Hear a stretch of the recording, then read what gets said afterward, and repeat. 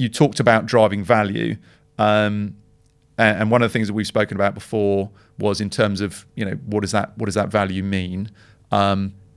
It's not just savings in the supply chain, and it's not just value in the supply chain. It's about, you've been talking to me about that kind of building the value in-house, but also building the value in the market. What's been your experience of doing that and taking that kind of broader approach, that kind of two-pronged approach of looking at what's going on inside the business and also outside the business? Okay, so if I look at obviously the journey that we've just gone through to deliver on this strategy, for Tellent as an example. So Tellent is a huge business, really, really, really big business. And it has so many different competencies, so many different sort of benefits that we sell on to our clients.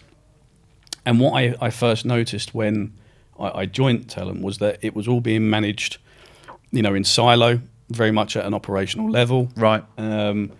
Which meant that you had things like an enormous supply chain, some of which were duplicates of the same service. Right. Or you had the same suppliers working in different pockets, and the cost discrepancies were enormous.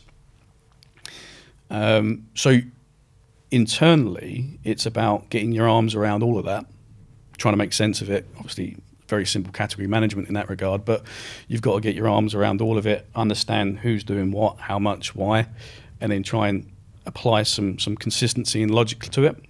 Obviously, the services that we've got with you guys helps do that.